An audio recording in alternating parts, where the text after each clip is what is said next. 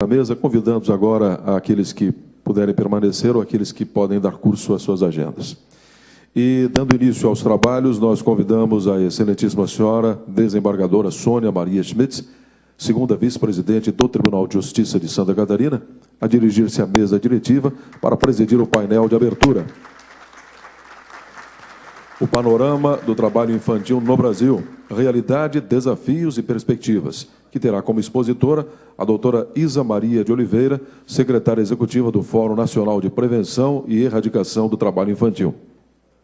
Nós destacamos que, após a explanação, será destinado um momento para os debates onde os interessados deverão encaminhar as suas perguntas por escrito à mesa. Passo a palavra à presidente de mesa. Muito bom dia a todos. Está na hora de começarmos a trabalhar, porque, como vimos, o nosso país é quase um desalento. O trabalho que nos propomos é hercúleo, mas temos que começar de algum jeito. E o melhor jeito será com as crianças, que são o futuro desse país. Então, juntos, com todos os nossos esforços, com todo o nosso empenho, quem sabe conseguiremos ver ainda o Estado de Santa Catarina fora desse nível em que se encontra, sendo o primeiro Estado do ranking na exploração do trabalho infantil. Eu conheço Novo Horizonte, trabalhei lá. Na época, a situação era lastimável. Eu recebia, muitas vezes, crianças queimadas, assim, com queimaduras graves, porque, à noite, para se manter quentes, os pais faziam o fogo e todos dormiam ao redor do fogo. E a criança, muitas vezes, escorregava para a brasa e o calor a mantinha ali e ela nem chegava a chorar. Então, a nossa situação, a situação deste país, um país que precisa mudar e que nós vamos tentar mudar, vamos nos empenhar para mudar, vamos começar, então, pelas nossas crianças, e todos os que estão aqui estão nisso empenhados. Vamos começar a trabalhar, porque esse é o nosso papel, é o papel de todo cidadão brasileiro, lutar por um país melhor, porque, se nós não o fizermos, ninguém o fará por nós. Então, essa é a nossa hora. Estamos aqui com um empenho e um incentivo muito grande. E, então, vamos começar com o primeiro painel, que está intitulado o Programa do Trabalho Infantil no Brasil, Realidades, Desafios e Perspectivas, que está a cargo da professora Isa Maria de Oliveira. A professora possui licenciatura em Ciências Sociais pela Faculdade de Filosofia, Ciências e Letras de Goiás, é pós-graduada em Sociologia pela Pontifícia Universidade Católica de São Paulo, foi professora nessa universidade, na PUC, na disciplina de Antropologia e Realidade Brasileira, foi coordenadora executiva do Conselho Nacional dos Direitos da Criança e do Adolescente, CONANDA, de 1996 a 1998. Foi coordenadora das Relações de Trabalho da Secretaria de Relações de Trabalho do Ministério do Trabalho, de 92 a 95, e, atualmente, é secretária executiva do Fórum Nacional de Prevenção e Erradicação do Trabalho Infantil desde 2002. Sendo assim, com todo esse currículo rico, vamos sorver de todo o conhecimento que a professora Isa tem para nos oferecer. Bom dia a todos e a todos. Cumprimento e agradeço a desembargadora Sônia por estar aqui comigo, né? E gostaria de pedir licença para cumprimentar, cumprimentando a ING, todos os integrantes do Fórum Estadual de Prevenção e Erradicação do Trabalho Infantil. E agradecer à desembargadora Lourdes Leiria pelo convite e pela oportunidade de estar aqui nesta manhã. E eu já queria, de início, dizer que não se trata propriamente de uma palestra, mas de compartilhar alguns pontos que nós consideramos importantes para se abordar o tema da prevenção e erradicação do trabalho infantil no Brasil e em cada uma das unidades federadas, lembrando que o que eu trago aqui é muito mais do que esse currículo. É uma experiência de 11 anos como secretária executiva do Fórum Nacional de Prevenção e Erradicação do Trabalho Infantil. O Fórum é uma estratégia brasileira singular.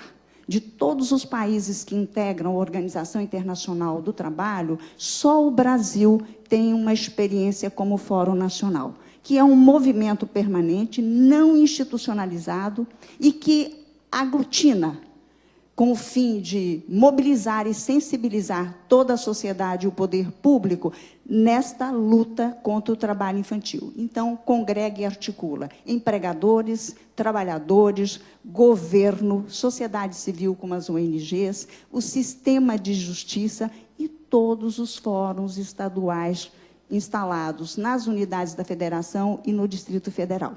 Então, eu me sinto muito honrada de voltar a Santa Catarina e de voltar para discutir e compartilhar com todos que aqui estão todos os presentes, e eu tenho uma expectativa maior além da minha fala, para o momento do debate, que eu acho que esse é o momento de ouvir, né, e de levar daqui muitas contribuições que poderão reorientar as nossas ações, que são ações políticas, principalmente de mobilização, de controle social e de incidência política. Então, é desse ponto de vista que eu vou abordar o tema do trabalho infantil. Não é uma abordagem acadêmica, mas é uma abordagem de um ator político cuja história diz muito, ou é uma leitura muito particular e muito especial da luta contra o trabalho infantil no Brasil.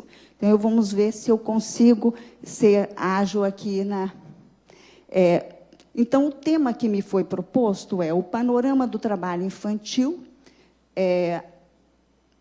desculpa. Trabalho infantil, realidade e desafios, né?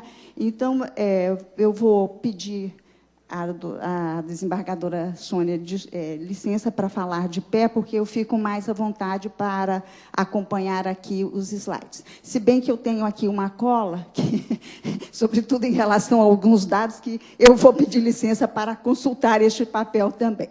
Então, vejam vocês, é o seguinte, eu estou aqui propondo e convocando a todos que participam desse auditório para discutir e definir ações para enfrentamento ao trabalho infantil a partir deste conceito.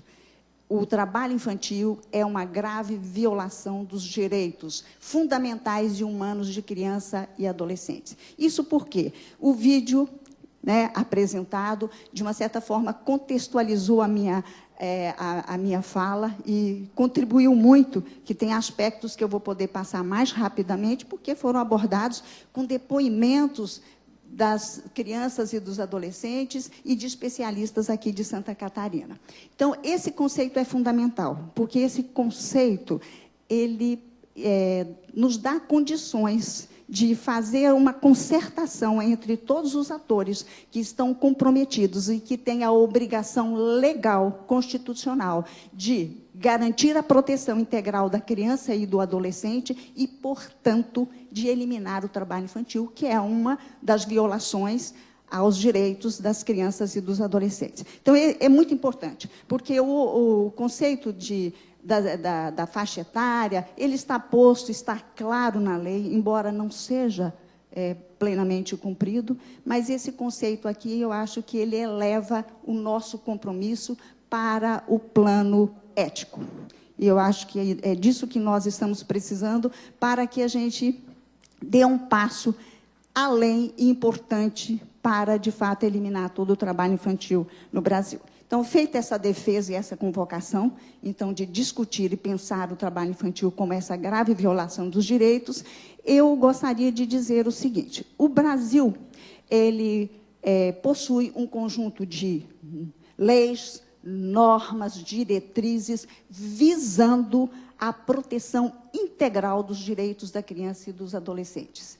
O trabalho infantil é um grande desafio que o Estado brasileiro tem que enfrentar para efetivar a proteção integral e a garantia plena de todos os direitos da criança e do adolescente. Então, é nesse contexto que esse marco legal, que é conhecido de todos e sobre o qual eu não vou me ater, mas eu gostaria de deixá-lo aqui na tela, todos já conhecem, porque ele vai nos dar elementos para o que eu vou apresentar a seguir, que são as chamadas... Então, este arcabouço legal, a Ângela já mencionou aqui, é realmente um conjunto de leis, de diretrizes e normas que, se cumpridos plenamente, nós teríamos eliminado o trabalho infantil e todas as crianças e adolescentes no Brasil teriam tido os seus direitos assegurados e, portanto, cumprido o princípio da prioridade absoluta. Então, a seguir, a partir desse marco legal e de acordos, o Brasil, ou no Brasil, um conjunto de medidas foram adotadas para o enfrentamento ao trabalho infantil. Eu também elenquei inúmeras medidas, não esgotei todas as medidas, tenho certeza que muitos de vocês completariam essas medidas aqui, mas a gente sempre, quando tem um elenco muito grande, a gente faz uma seleção, e essa seleção ela é arbitrária, a partir do que você, como sujeito, escolhe ou prioriza. Então, eu vou citar que essas medidas, elas também no Brasil, elas foram adotadas porque um contexto de mobilização social e de participação política da sociedade civil brasileira foi muito intensa no período pré-constituinte, durante a promulgação da Constituinte e nos anos seguintes. Então, esse contexto favorável permitiu ou induziu que muitas dessas medidas fossem tomadas. A primeira delas foi o reconhecimento do governo brasileiro de que aqui existia trabalho infantil, porque antes da década de 90, o trabalho infantil sempre existiu e era considerado normal, mais naturalizado, quer dizer, a naturalização atual é um resquício desse momento anterior.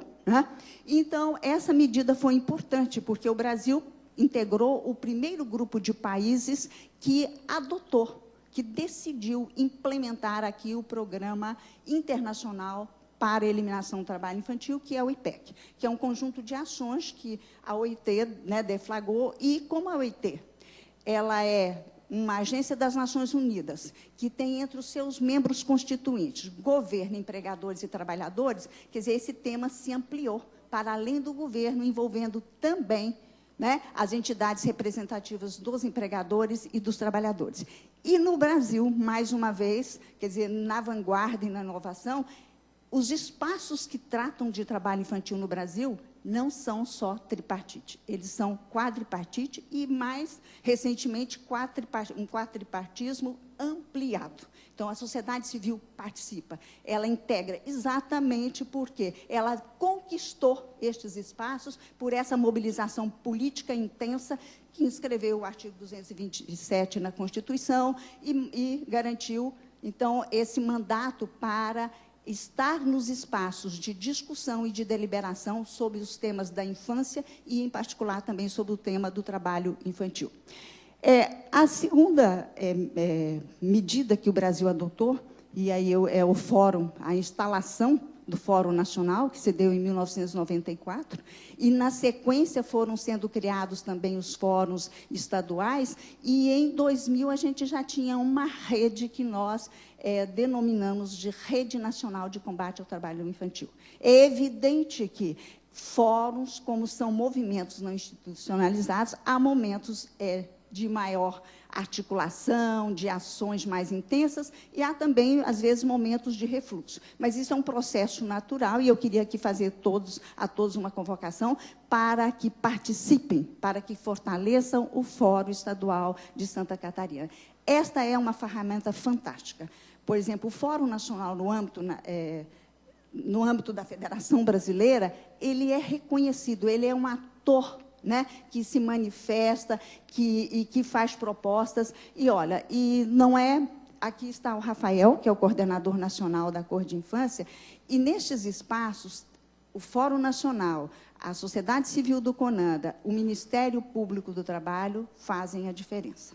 Nós somos as vozes que realmente, né, apresentamos propostas, fazemos os questionamentos nos momentos necessários, fazemos as críticas e contribuímos. Contribuímos para a elaboração de programas, de políticas públicas e etc. E aí vem o seguinte, em consequência de toda essa mobilização, da organização do fórum, da discussão no fórum, já da estratégia de que, para enfrentar o trabalho infantil, era preciso uma ação intersetorial articulada entre as 3 esferas de governo e entre todas as políticas públicas. Então, esta proposta do Fórum foi institucionalizada pelo governo como Programa de Erradicação do Trabalho Infantil, que todos aqui devem conhecer, que tinha como estratégia a transferência de renda condicionada à retirada da criança e do adolescente da situação de trabalho, a inclusão na escola e também a inclusão na chamada jornada ampliada. Então, gente, já é bastante antigo, né, desde 94, 96, esse reconhecimento e esta proposta de que, para enfrentar o trabalho infantil, é necessário articular as 3 esferas de governo, né, corresponsabilizá-las, e é importante a articulação das políticas públicas, e não são políticas, as políticas públicas, gente, elas já estão aí, é educação, é saúde, é trabalho, é assistência social, é cultura, é esporte, são essas políticas públicas que têm que universalizar e garantir, então, a todas as crianças e adolescentes esses direitos fundamentais. Nós não precisamos de novas políticas, as políticas já existem, elas precisam, sim, se articularem entre si e priorizarem, né, a proteção à criança e ao adolescente e a erradicação do trabalho infantil. Então, vamos adiante, senão... e eu vou mencionar aqui, eu tenho certeza que mais tarde o Rafael uma ação importantíssima, que é a criação em 2000 da Cor de Infância, que é a coordenadoria, essa eu tenho que ler, viu, Rafael? Nacional de Combate à Exploração do Trabalho de Crianças e Adolescentes, né, que tem um papel fundamental em todo esse processo, né, contribuindo na formulação das políticas, fazendo sugestões críticas, e tem um reconhecimento muito grande, tanto do poder público como da sociedade. Então, está plenamente legitimada. Temos depois a instalação. Aí eu já vou começar a cruzar lá com a proposta, com o marco legal. Em cumprimento à Convenção 138, o Brasil, então, criou e instalou a Comissão Nacional de Erradicação do Trabalho Infantil, a CONAET. A CONAET, também brasileira, é distinta das outras CONAETs, porque ela conta com a participação da sociedade civil, além de todos os outros segmentos. E, em consequência também do cumprimento da Convenção 138, que o Brasil ratificou, a CONAET elaborou o Plano Nacional de Prevenção e Erradicação do Trabalho Infantil e Proteção ao Adolescente Trabalhador. Esse plano foi elaborado, a sua primeira versão, em 2004. Nós, como Fórum Nacional, fizemos uma avaliação, né, contratamos uma consultoria de uma professora da UNB, e nesta avaliação se confirmou que apenas 1/3 das ações propostas tinham sido realizadas.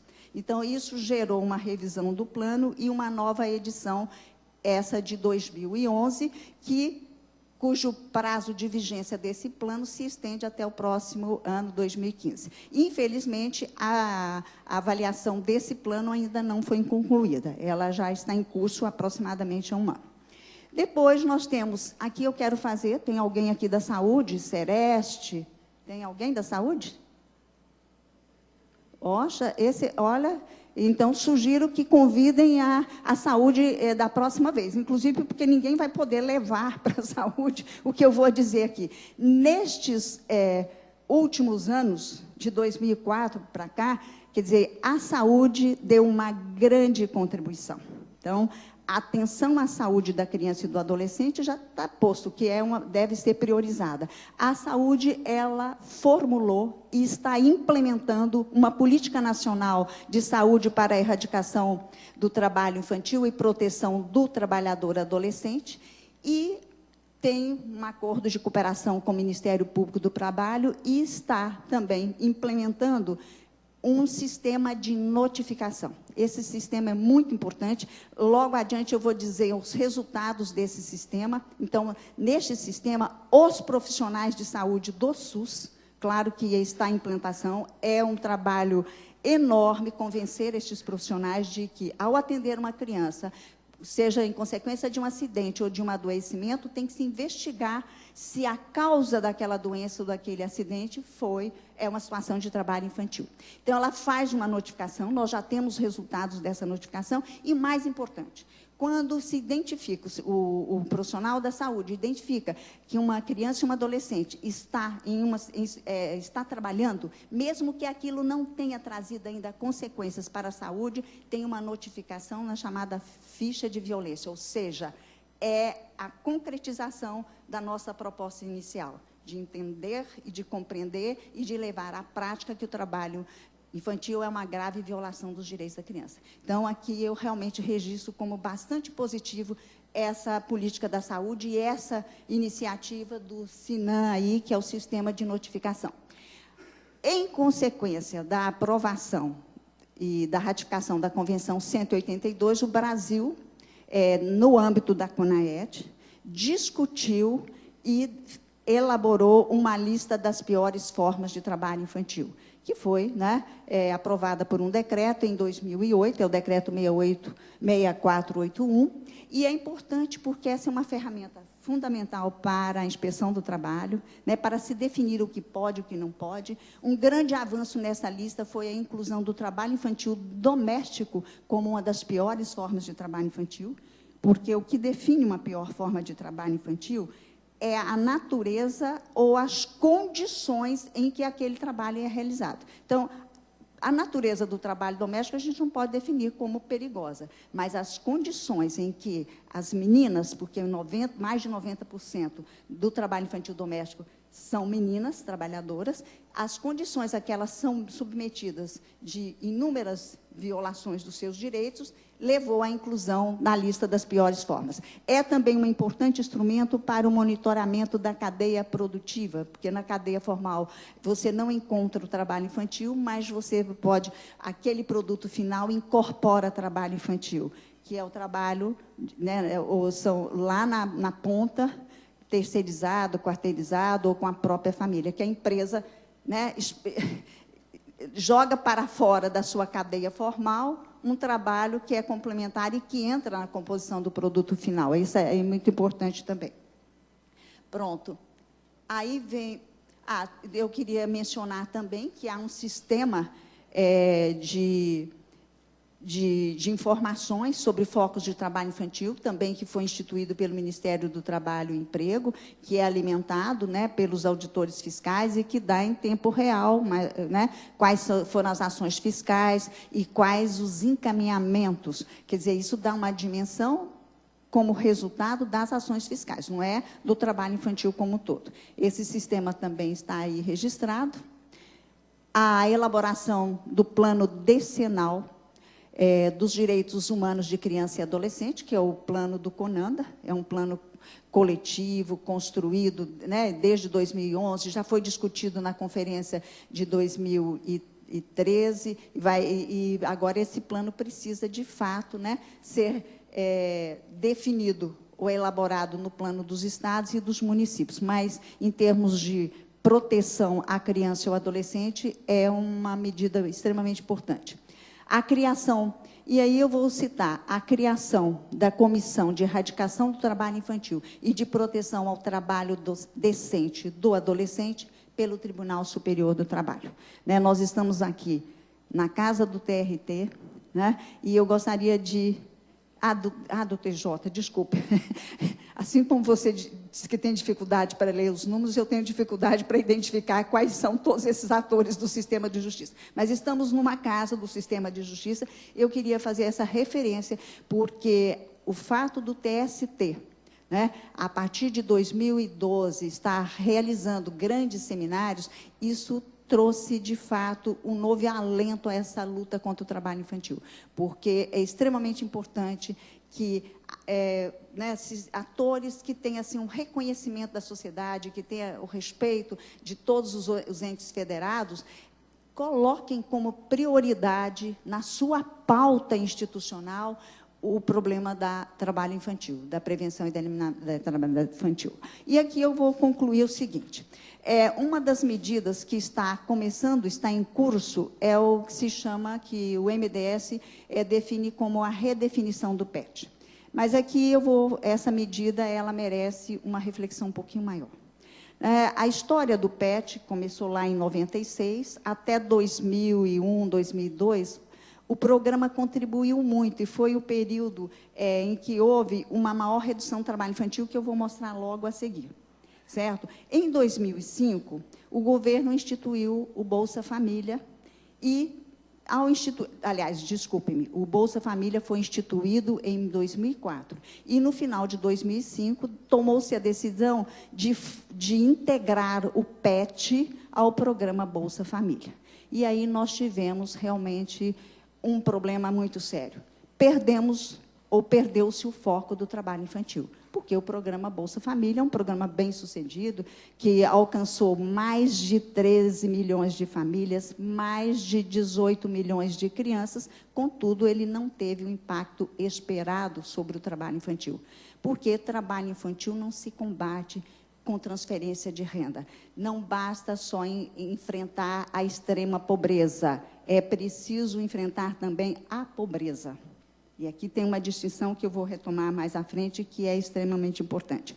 E aí, então, o seguinte, de 2006 até a presente data, várias orientações foram propostas pelo Ministério do Desenvolvimento Social, mas esta fusão, nós estamos sofrendo as consequências até o momento. Houve uma desorganização nos municípios, nos territórios, do atendimento às crianças e aos adolescentes retirados do trabalho infantil. Então, estados e municípios, particularmente os municípios, ficaram realmente perdidos, sem saber o que fazer. Certo? E essa consequência é grave, e isso vai refletir nessa curva de redução do trabalho infantil, que vem se mantendo, mas é um ritmo lento. Então, eu vou passar já aos dados, exatamente porque, ao discutir aos dados, a gente também pode retomar essas questões. Vamos lá. O panorama do trabalho infantil, ou seja, que cenário os dados do IBGE, e eu estou trazendo aqui os dados da PNAD 2013, e, em alguns momentos, comparando esses dados com 2012 e 2011. Então, vejam vocês o seguinte, no topo da linha, né? Você tem, em 1992, nós tínhamos aproximadamente 8 milhões de crianças e adolescentes trabalhando no Brasil. Em 1992, por quê? Porque foi o primeiro ano que o IBGE começou a coletar informações sobre crianças e adolescentes ocupados na linguagem deles, né? Então, nós vamos vendo que, ao longo do tempo, nós temos uma linha descendente, contudo, a gente observa que, num determinado momento, particularmente aí por volta de 2005, 2006, 2005 a gente teve uma situação distinta, que houve uma elevação do trabalho infantil, então você tem uma linha descendente, contudo, o que nós levantamos e propomos para reflexão é de que o ritmo é lento, né? Então, nós temos, nesse período de 1992 a 2013, uma redução de 59% do trabalho infantil. Agora, essa leitura é uma leitura que requer uma reflexão. Reduzimos 59%, né, do trabalho infantil em 21 anos. Então, eu acho que você tem que registrar que a gente está mantendo um ritmo de redução, mas a gente tem que questionar. Nós levamos 2 décadas. Se temos aí, pela frente, mais de 30%, quanto tempo, neste ritmo, levaremos? Isto é, priorizar a prevenção e a erradicação do trabalho infantil? Eu acho que fica essa indagação, porque, realmente, os números, eles precisam de uma reflexão.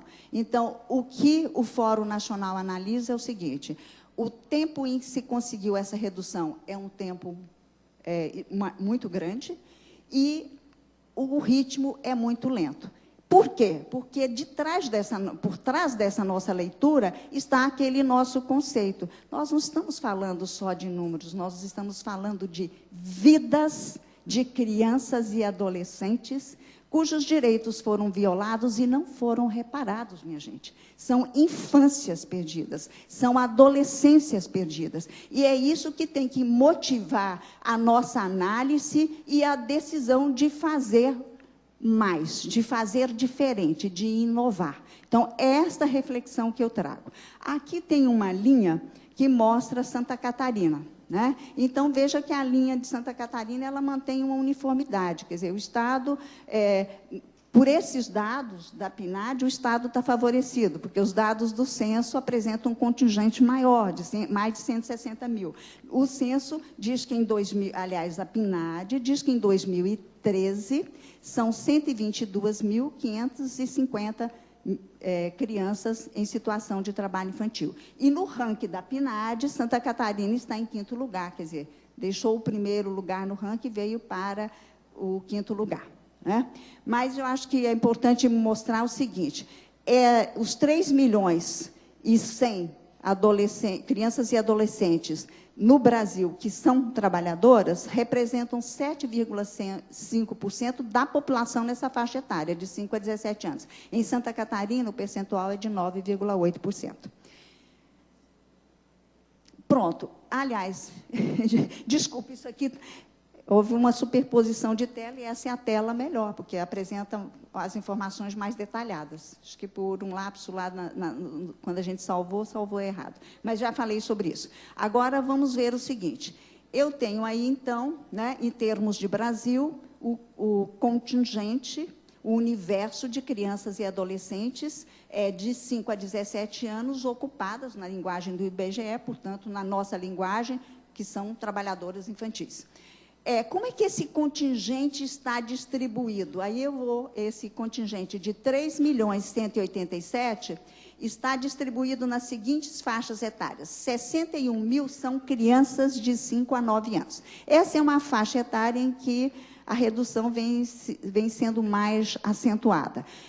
O que eu quero destacar aí é que desses 61 mil crianças, porque aí são só crianças, de 5 a 9 anos, 60% vivem no Norte e no Nordeste. E aí, né, qual seria a medida, né, adotada, além da atenção à família? transferência de renda, com articulação de integração em programas de trabalho e emprego, seria, basicamente, a educação infantil, que no campo não existe, né? Ela é inexistente no campo. Nós temos na faixa de 10 a 13 anos 460 mil, de 14 e 15 anos 807 mil, e aí já poderíamos ter aprendizes, porque a lei permite, mas os aprendizes aí são 4,6%, e no caso dessa faixa de 16 a 17 anos, que é onde há a maior concentração de trabalhadores infantis, e aqui em Santa Catarina essa faixa é muito expressiva, né? Nós poderíamos ter aprendizagem e trabalho protegido, e nós temos apenas 480 mil com carteira assinada. Então, todos os outros, quase mais de 1 milhão, estão, por exemplo, em situação de trabalhos perigosos, degradantes. É isso que nos mostra os dados. Agora, vamos lá. Grandes regiões. E aqui eu quero chamar a atenção para um registro que é importante. Vejam vocês que, nos últimos 3 anos, e a gente se retroceder, essa situação também será registrada, a região sul é, dentre as 5 grandes regiões brasileiras, a que registra, a que tem a maior incidência de trabalho infantil em termos percentuais. Então, vejam vocês lá, tem aqui, eu acho que uma luzinha que mostra, mas eu não sei se eu sei apontar lá. Eu acho que não está funcionando, mas vejam vocês, eu queria chamar a atenção, né? Então, pelos dados dessa última PNAD, o trabalho infantil, houve uma redução do trabalho infantil em todas as faixas etárias, em todas as regiões, mas a região sul continua ocupando o primeiro lugar nesse ranking das grandes regiões geográficas. E o importante é o seguinte, que os 3 estados da região sul, porque é uma região com menor número de unidades federadas, eles estão sempre entre os 10 primeiros estados com maiores índices de trabalho infantil. Então, essa são dados que merecem, né, assim, uma reflexão, uma atenção, e eu trago não exatamente porque eu acho que conhecer os dados são importantes, a gente ter esse domínio dos dados para que oriente as ações. Então, quais são os principais focos de atenção no Estado, tá, né? E claro que os dados do censo são muito mais ricos, porque eles permitem conhecer esses dados por município. Pronto, agora eu quero discutir um pouco quem são essas crianças que trabalham no Brasil.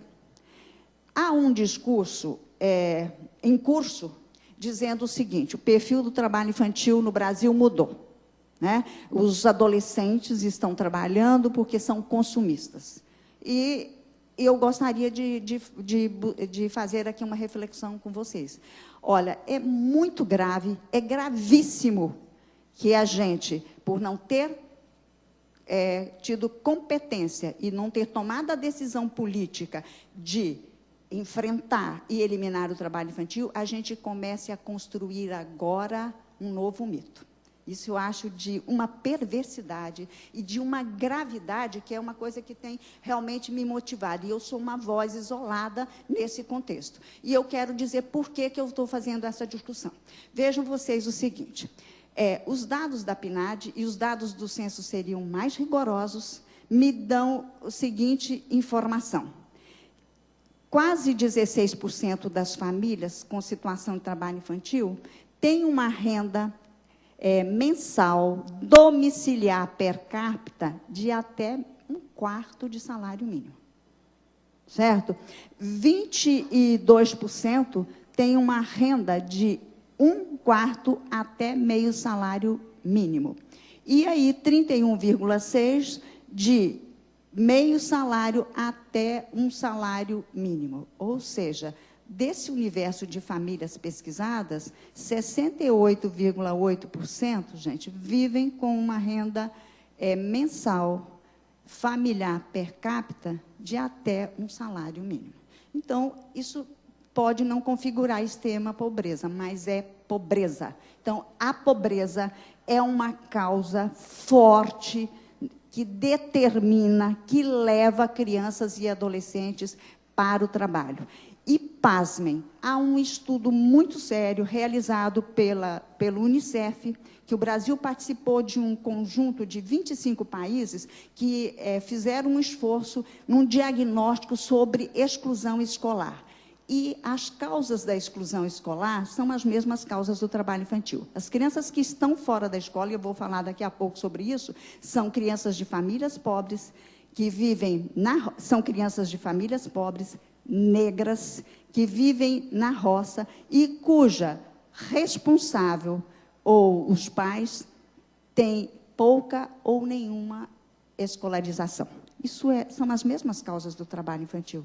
Somando-se aí ainda, né, os padrões e os valores culturais. E nós não podemos criar este novo mito. E aí eu volto a dizer por que é uma situação de pobreza. Então, o que está se orquestrando, e de uma forma perversa, para com os adolescentes brasileiros, é de que é o seguinte: quando o adolescente é abordado, né, ou por uma equipe da assistência social, ou mesmo da fiscalização do trabalho, se perguntam o porquê ele está trabalhando, ele vai dizer: porque eu quero comprar um celular, porque eu quero ir ao cinema, ou porque eu quero ir ao McDonald's. Agora, eu pergunto a vocês o seguinte: aonde está na legislação, ou no nosso código de ética, de que adolescentes de famílias pobres têm que se contentar em ter o arroz e feijão? Ele não pode participar, ele não pode aspirar a estar integrado na rede mundial de computadores, ele não pode ter o direito de ter uma roupa, né? Até porque, para entrar em determinados grupos, ele precisa desse reconhecimento. Então, precisa rediscutir essa questão. Então, a renda da família não permite que o adolescente tenha acesso a bens culturais que a mídia diariamente, a cada minuto, diz: compre, né? Você é importante porque você tem isso ou deixou de ser isso. Então, essa questão é muito mais complexa. Essa questão requer muito mais uma discussão. Claro que nós defendemos, e isso não acontece no Brasil, mas uma educação, né, contra o consumismo, isso valendo para todas as crianças e os adolescentes, né? Nós não estamos promovendo isso. Nós queremos ter, por exemplo, as famílias cujos pais têm mais alta escolaridade e têm uma percepção correta, diz: não vai comprar porque pode-se ter o dinheiro, mas não se pode comprar porque não há necessidade de comprar. Agora, isso precisa ser colocado. Então, eu quero trazer essa reflexão e quero convocar a todos para que não se crie mais um mito de que agora o perfil do trabalho infantil mudou, como se não houvesse mais pobreza, não houvesse mais a negação de direitos, é porque o adolescente agora passa, ele que é vítima do trabalho infantil, passa agora a ser o réu, o responsável por estar no mercado de trabalho. Gente, isso é muito perigoso, né? Gostaria, depois de um debate, de que alguém se manifestasse contra ou indagasse para que a gente pudesse continuar. Não posso parar aqui, não. Vamos lá. Ai, meu Deus, agora apaguei tudo. Pronto. Deixa eu ver. Já voltou? Pronto. Então, quem são as crianças que trabalham no Brasil, né? Continuando, são de famílias pobres. Quando nós falamos de todas as formas de trabalho infantil, mais de 60% são meninos, e são meninos negros. Santa Catarina é exceção. Aqui, a maioria dos trabalhadores infantis, crianças e adolescentes, são não negros, né? Na divisão do IBGE, negros são pretos e pardos. Não negros são brancos, amarelos e indígenas. 68%, ou quase 70%, trabalham nas cidades. Esse dado se confirma aqui também em Santa Catarina. E 33% trabalham no campo. Mas aqui eu quero chamar a atenção. Quando a gente faz um recorte só do campo, é alto o contingente de crianças que trabalham na agricultura.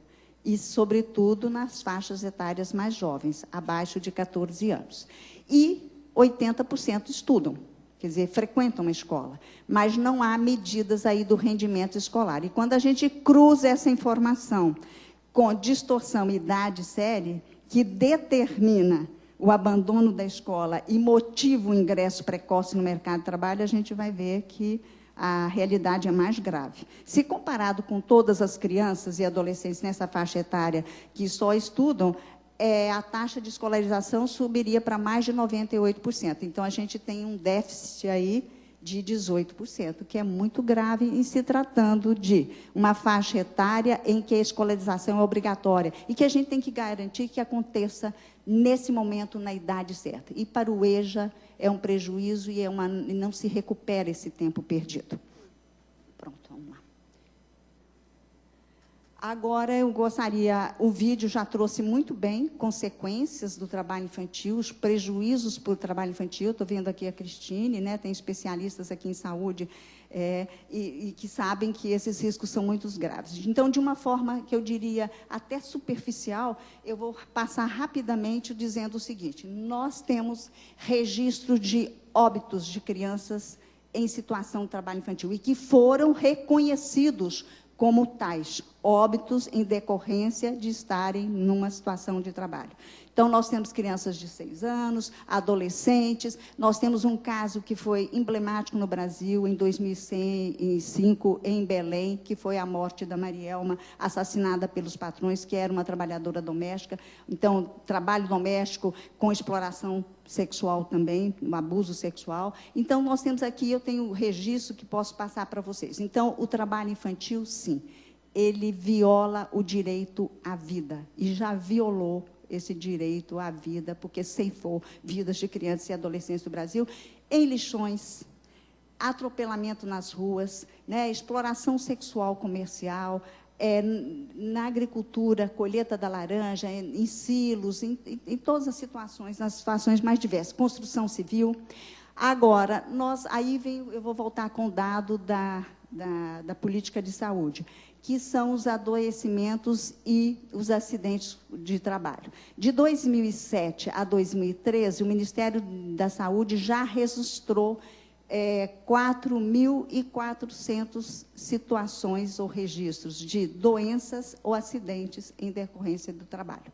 Isso, crianças e adolescentes. E esse número está subestimado, porque até este momento, o registro do Rio Grande do Sul fazia um registro que não conversava com esse sistema, mas que vai ser incorporado. Então, é um número bastante expressivo, né? O número de acidentes de trabalho entre crianças e adolescentes é bem maior do que o número de trabalho entre adultos, por uma série de razões. A criança tem menos atenção, ela está mais disposta, né, a uma série de riscos.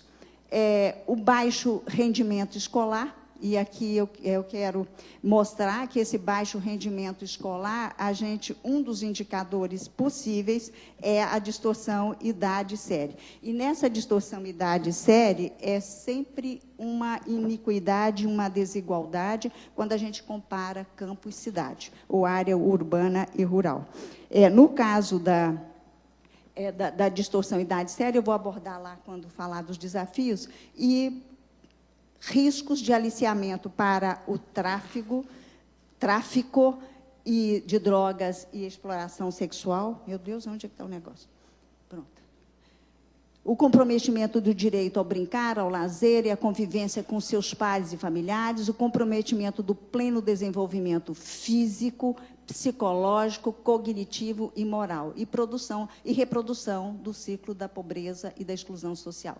Eu quero aqui nesse comprometimento, porque a gente sempre diz muito do comprometimento físico, psicológico, moral, e conversando com educadores e pedagogos, quer dizer, o trabalho infantil, ele compromete também o desenvolvimento cognitivo da criança. Ou seja, a criança que trabalha, ela tem a sua capacidade de aprender reduzida por conta do esforço físico, do pouco descanso, sabe, ela de menos atenção, de dormir na sala de aula. É importante a gente acrescentar aqui, porque a estratégia da educação e o direito à educação, ela é uma discussão que tem que estar presente de uma forma muito forte na definição de estratégias para a prevenção e erradicação do trabalho infantil. Então, eu vou passar para os desafios. Desembargadora, quanto tempo eu tenho? Porque eu estou... Alguém marcou aí para saber quanto tempo eu ainda tenho? Eu tenho 15 para as 11. Então, vamos ver, eu vou acelerar. Eu tenho quanto tempo mais? Acho que 15 minutos, né? 15 minutos? Então, tá lá, vamos lá. Então, agora são os desafios, né?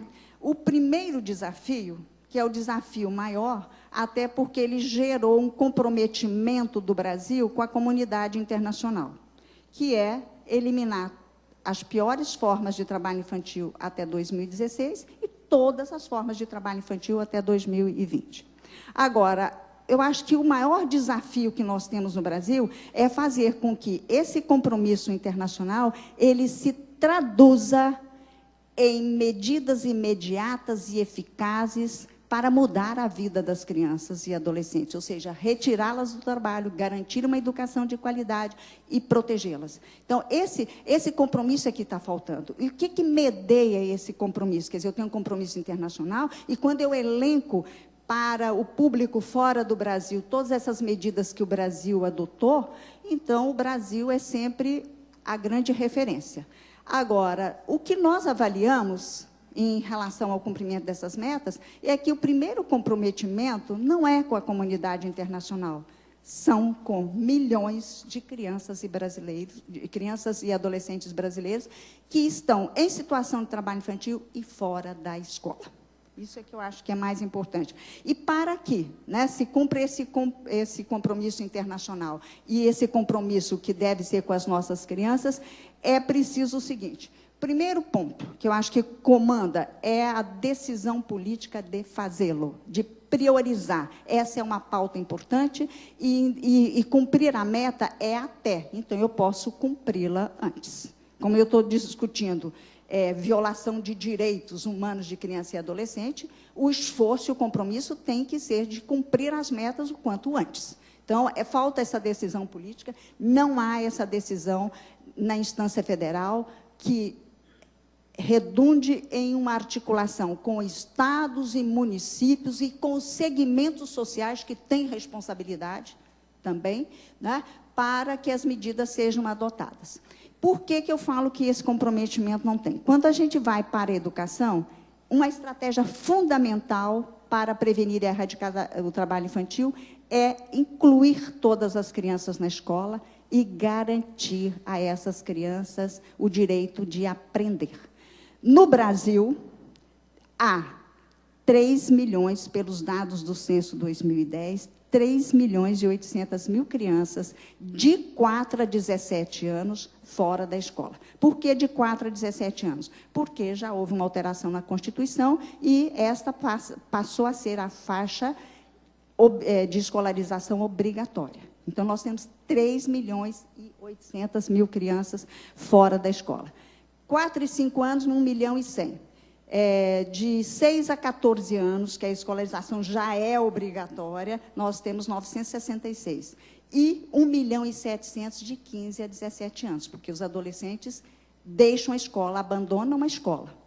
Né? E esse relatório ele é muito contundente. Ele diz 2 causas são determinantes para a exclusão escolar: o atraso escolar e o trabalho infantil. Então, quando eles investigaram as motivações por que as crianças estão fora da escola, em primeiro lugar, veio o trabalho infantil e o atraso escolar, que é a distorção idade séria. Porque as crianças e adolescentes, principalmente, que estão na escola e não têm rendimento escolar, porque estão em situação de trabalho, porque já chegaram atrasados na escola, ou porque as pessoas de referência na sua família não têm escolaridade, não pode apoiá-los e ajudá-los, eles não veem futuro na escola, eles acham que eles não têm futuro e que eles estão fadados ao fracasso. Então, é muito grave esse dado. Então, há uma campanha, e essa campanha é uma campanha que todos devemos também apoiar e integrar, que é o seguinte: fora da escola não pode, e na escola sem aprender também não pode. Então, eu acho que a inclusão escolar é fundamental no enfrentamento ao trabalho infantil, e no caso brasileiro é muito grave. O acesso de adolescentes à aprendizagem ao trabalho protegido, então, mais priorizando a escolarização. Aqui eu quero só fazer um comentário. Nós temos plena consciência de que, para a faixa etária de 14 a 18 anos, e particularmente de 14 a 15 anos, a a aprendizagem é uma alternativa, mas ela não é a única estratégia e ela não vai dar conta do trabalho infantil. Até porque, por uma questão de justiça e de ética, a gente deve incentivar que de 14, 15, que eles concluam o ensino médio. Isso a escolaridade deve ser priorizada. E a aprendizagem ela deve vir como um complemento, como última alternativa. Nessa faixa, é a escolarização ainda a prioridade. E mesmo na faixa seguinte, de 16, 17 anos, também, mesmo que se insira no trabalho, e esse trabalho tem que ser protegido, como o vídeo bem mostrou, você também ainda tem que incentivar. E esse incentivo tem que ser de vossa forma, não basta só falar, é preciso criar condições concretas, objetivas, de que continuem também a escolarização. A articulação e a implementação de políticas públicas, estruturando serviços de qualidade. Nós sabemos que os serviços, particularmente de atendimento no contraturno escolar, deixam muito a desejar, quando existe, ou eles são 2 vezes por semana, 2 horas por semana, há alguns espaços, como vilas olímpicas e tudo, e que as mães trabalhadoras dizem, não dá, porque eu vou levar, a criança vai, ela faz uma prática esportiva em uns 50 minutos, quem é que leva e que traz? Então, precisa criar alternativas, e é por isso que a gente defende, eu sei que tem muita controvérsia, gera muita polêmica, a escola em tempo integral. Aí todos vão dizer, mas a escola é ruim, mas a escola não pode ser ruim nem para que a criança fique lá meia hora. Então, ela não pode ficar mais tempo na escola porque a escola é ruim, ela não pode ficar tempo nenhum, então. Então, nós estamos sendo contraditórios aí. Então, a defesa da escola em tempo integral é fundamental. Nós temos que entender que é o seguinte, os pais e mães que trabalham, eles se deslocam, saem de manhã, só voltam à noite, e essas crianças vão ficar, e esses adolescentes vão ficar como? Então, todos aqui que são pais e mães sabem das dificuldades. Agora, essas dificuldades são potencializadas quando as pessoas têm mais dificuldade em termos de mobilidade urbana, têm menos recursos econômicos, e então isso se agrava de uma forma muito séria. A educação tem-se, nós estamos tratando de uma faixa em que a escolarização é obrigatória. Então, o espaço ideal, adequado, é realmente a educação e a escola. Pronto, atendimento às famílias, esse é um outro ponto crítico e muito crítico, né? Porque esse atendimento às famílias, você tem que combinar a transferência de renda com qualificação profissional, com trabalho decente, com oportunidade de inclusão produtiva e incentivo à escolarização. Desde o censo de 2000, há diagnósticos e nós estamos repetindo isso. Quando você eleva o nível de escolaridade da pessoa de referência na família, e em especial da mãe, então reduz-se os riscos de ingresso no mercado de trabalho precocemente e de todas as outras violências. Então, é extremamente importante esse incentivo. Garantir orçamento e a eficiência na execução desse orçamento, fiscalização de todas as formas de trabalho infantil e monitoramento das cadeias produtivas. No Brasil, não há monitoramento. Nós fizemos uns pactos lá pelos idos de 90 até antes de 2000, e estes pactos não foram renovados, e os empresários hoje estão numa situação bastante cômoda. Na minha cadeia formal não tem trabalho infantil. Tem. Porque no produto final tem incorporação desse trabalho infantil. A gente precisa ficar atento e recorrer a todos os mecanismos, quer dizer, de convencê-los a fazer esse monitoramento, dar subsídios para que isso aconteça. A lista das piores formas é um instrumento, mas precisa cobrar essa responsabilidade. E, como propõe, né, a Convenção sobre os Direitos da Criança da ONU, que o Brasil é signatário, é importante a participação de crianças e adolescentes nos espaços onde se discute, né, políticas para elas e o presente e o futuro delas. Então, a gente precisa buscar esses espaços, conselhos de direitos, particularmente o CONANDA tem buscado esse espaço, e dar voz, não, ouvir a voz das crianças e adolescentes e considerar o que eles dizem é também um desafio e é muito importante.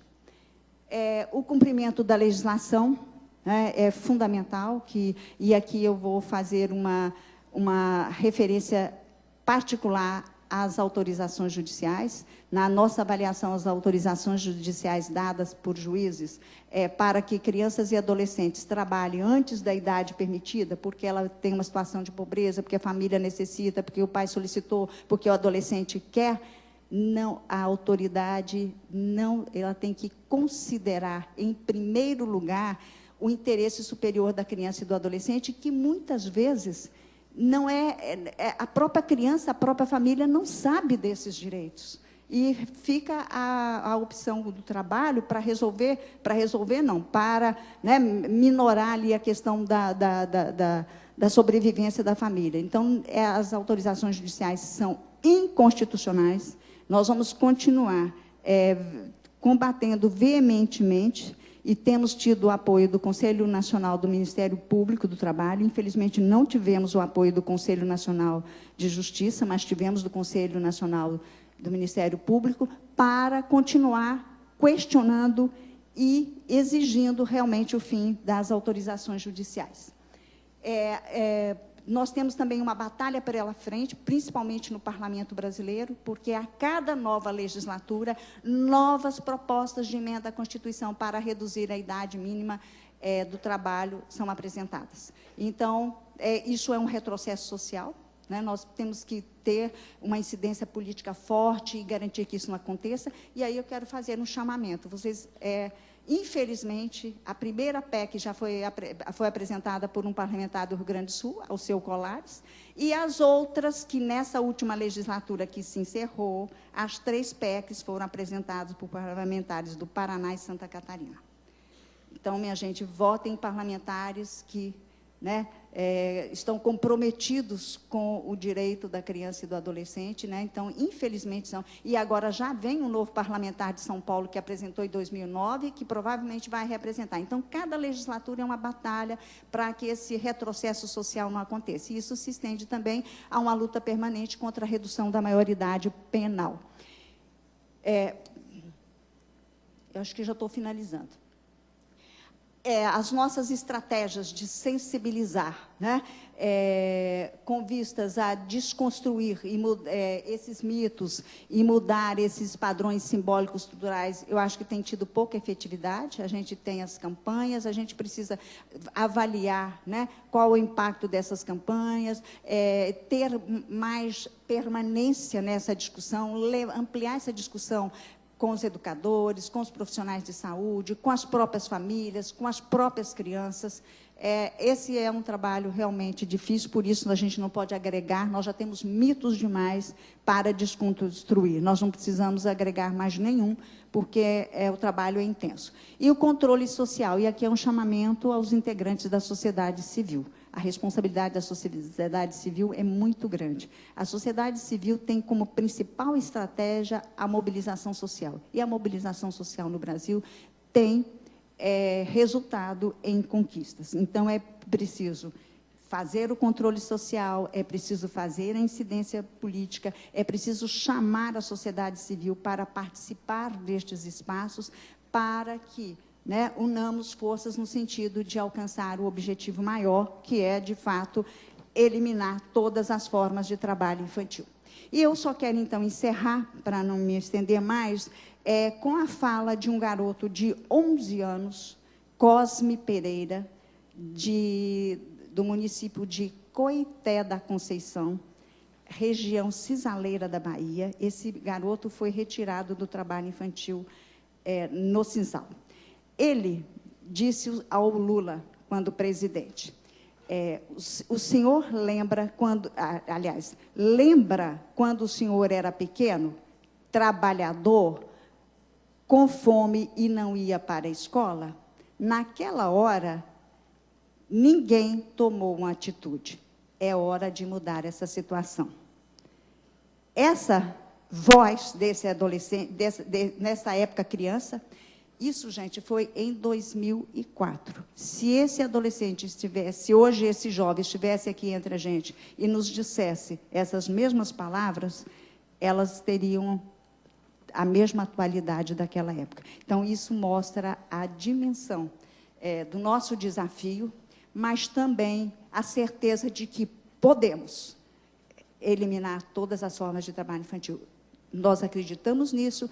Eu acho que tem vidas e vidas aí, trajetórias históricas que testemunham que nós podemos alcançar esses objetivos. Agora, isso depende realmente de muita articulação, de muita união, de muita decisão política e de muita incidência política. Eu agradeço a atenção de todos e estou aberta aí para o debate. Obrigada.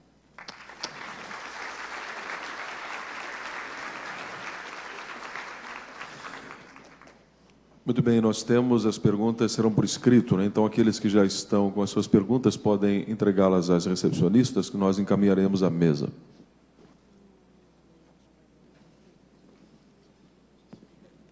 Não sei se a doutora Sônia gostaria de assumir. Só queria anunciar que estão abertos os debates e que as recepcionistas recolherão as perguntas que deverão ser feitas por escrito.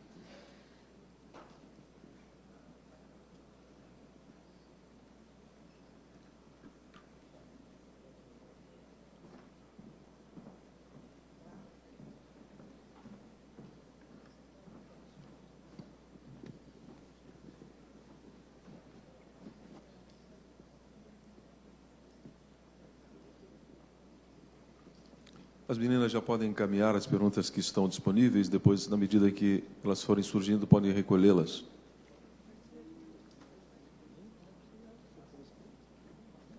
Ali, por favor.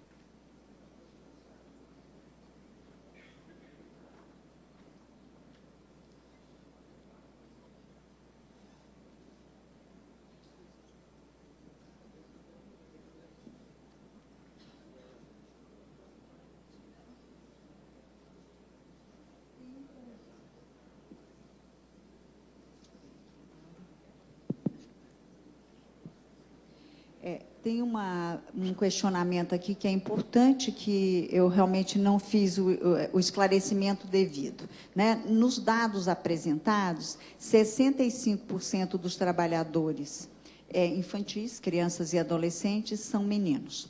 A pergunta é o seguinte: não seria uma falta de consciência de perceber o trabalho doméstico como trabalho?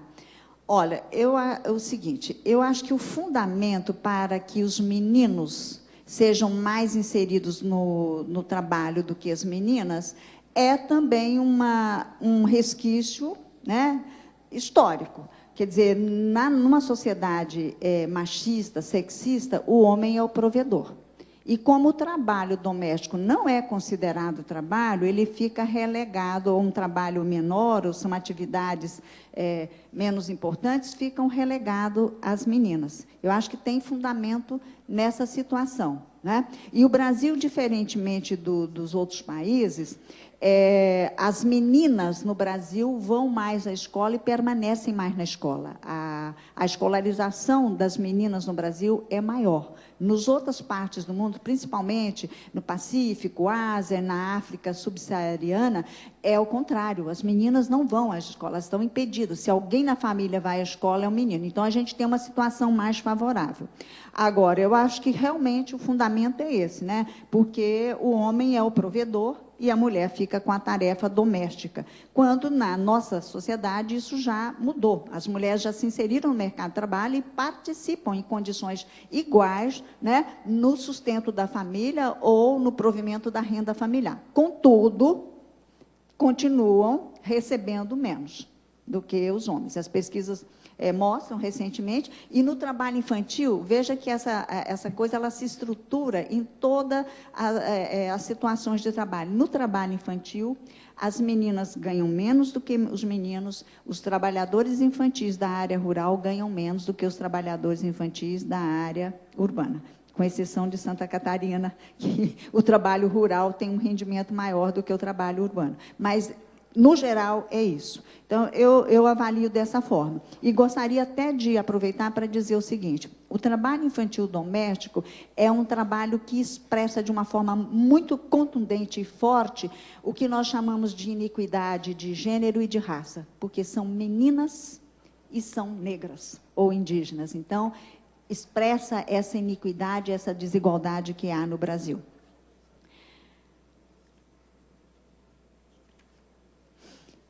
Aqui tem o problema do mito do consumismo, e é a Ing, né, que me coloca: crianças em férias estão catando latinhas para comprar lanche, né? Então, veja você o seguinte, vamos discutir o que é consumismo, né? Lanche é consumismo? Crianças no cultivo do fumo, em Canoinhas, para comprar o material escolar. Então, você veja que nós temos registro, quando você faz a identificação e a abordagem, de que esse consumismo não se sustenta, né? Porque a situação de pobreza, inclusive porque é o seguinte, o Brasil teve um grande avanço na redução da extrema pobreza, mas pobreza, ela também reduz, né, o acesso das pessoas a outros bens e as políticas públicas. E um estudo do IPEA mostra muito bem o seguinte, que o Bolsa Família resultou numa, eu diria,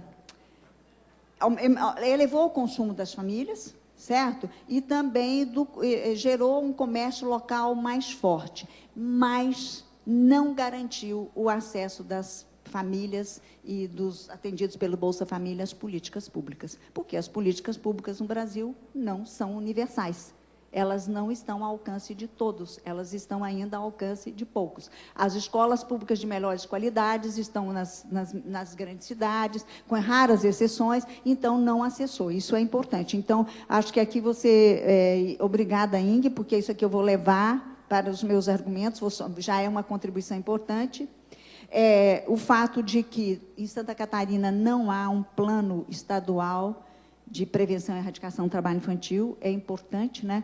Eu acho que propor ao governador reeleito que assumiu, essa é uma tarefa que tem que ser articulada com o Conselho Estadual dos Direitos da Criança e do Adolescente. O Conselho é a instância legítima para a formulação das políticas, mas o Fórum pode contribuir com as diretrizes, que foi assim que nós o fizemos. O Plano Nacional incorporou as diretrizes discutidas e deliberadas pelo Fórum Nacional. Certo? Então, acho que essa parceria é extremamente importante. Há experiências muito ricas no Brasil. O Estado da Paraíba elaborou, está concluindo o seu plano estadual de erradicação do trabalho infantil, e, em parceria com o Serestes e com o apoio também da Secretaria de Assistência Social, eles agruparam os municípios nas regionais de saúde, e todos os municípios foram ouvidos. Então, eles fizeram vários seminários preparatórios, levando as diretrizes para discussão, para concluir o plano. É fundamental, eu acho que é importante, porque o plano, ele é uma ferramenta que articula as políticas públicas, que define metas e prazos, e que nos permite acompanhar e monitorar se as ações estão sendo implementadas e se elas estão sendo efetivas. Pronto, agora deixa eu ver aqui. Sobre o viés econômico que ocorre na agricultura familiar. Não, bom dia. Poderia discorrer sobre o viés econômico que ocorre na agricultura familiar que leva ao trabalho infantil, pois acredito que o baixo valor agregado na agricultura também é fator que leva as crianças a ajudarem as suas famílias. Olha, eu não sei se eu vou saber responder isso aqui. Isso aqui seria para um economista, porque fala de valor agregado, e eu realmente não sei. O que eu poderia levantar aqui é o seguinte: na agricultura, né, há uma maior incidência de crianças e adolescentes trabalhando, né, para complementar a própria renda da família. Isso eu acho que em todas as culturas isso acontece. A gente tem discutido isso muito com a Confederação Nacional dos Trabalhadores e Trabalhadoras em Agricultura e a CONTAG, e como há uma resistência muito grande na agricultura de entender o trabalho infantil. Eles acham que, se não inserirem as crianças o quanto mais cedo na lida, elas não vão aprender e não vão ter apreço por continuar na roça. E também a gente tem argumentado que o deixar a roça, os adolescentes sempre o fazem, ou porque não têm acesso à escola de ensino médio, ou porque a lida é tão pesada que eles não querem permanecer. Então, a gente tem muitos depoimentos de adolescentes que foram trabalhadores infantis, que hoje são adultos, e que realmente não gostariam de voltar, né? E não voltaram. Então, tem um processo. Eu acho que a agricultura familiar, ela requer de todo o conjunto articulado aí, um diagnóstico e realmente uma tomada de decisão ouvindo os agricultores familiares. A gente não pode, esse negócio de fazer para cumprir, é preciso conclamá-los, é preciso chamar. E eu acho que uma das questões que mais sensibilizam as famílias, todas as famílias, em particular as famílias do campo, é a questão da saúde. Eu acho que quando você aponta, e a gente tem muitos argumentos, quando você aponta todas as repercussões e os prejuízos que o trabalho infantil pode causar para a vida daquela criança, eu acho que isso realmente sensibiliza. Nenhum pai, nenhuma mãe quer ver o seu filho doente ou o seu filho, né, tendo consequências em relação à saúde. E continuar insistindo na questão da escolarização também.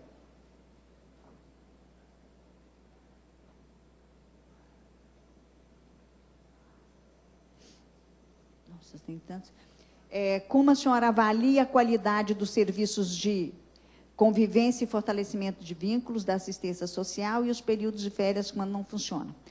Olha, de um modo geral, eu não tenho aqui elementos para avaliar os serviços de convivência e fortalecimento de vínculos no estado de Santa Catarina. O que eu tenho como elementos para responder essa questão é que, em vários estados e municípios onde nós vamos participar de seminários, de atividades, há, de fato, um clamor geral, né, de que os serviços não estão estruturados, que os serviços não têm qualidade e, sobretudo, essa questão que eu acho que é mais crítica, os não funcionam em período de férias. O que a gente vem discutindo, como o entendimento da gente é que o trabalho infantil é uma violação de direitos humanos de criança e adolescente, a violência não marca hora para acontecer. Então, ela acontece nas férias, ela acontece no domingo, no feriado, ela acontece à noite e, né, de madrugada. Então, a gente vem discutindo que serviços socioassistenciais, eles têm que funcionar 24 horas, porque não há outra alternativa. Você não adia, você diz violência, marque para segunda-feira, não é isso. Então, acho que isso é uma coisa crítica. Eu acho que houve uma desestruturação desses serviços, né? A assistência social vem fazendo um esforço, porque isso faz parte da implantação do SUAS, né? Está dentro da política, do Sistema Único de Assistência Social, mas o serviço hoje de convivência e fortalecimento de vínculos se destina à população como um todo. Novamente, aqui nós temos uma outra dificuldade, porque não é para atender crianças e adolescentes em situação de trabalho infantil. A gente não quer discriminar as crianças, mas a gente acha que, em se tratando de exploração sexual e de trabalho infantil, o olhar tem que ser realmente diferenciado. E há uma urgência nesse atendimento. Então, eu não sei avaliar, mas, de um modo geral, os serviços são bastante precários.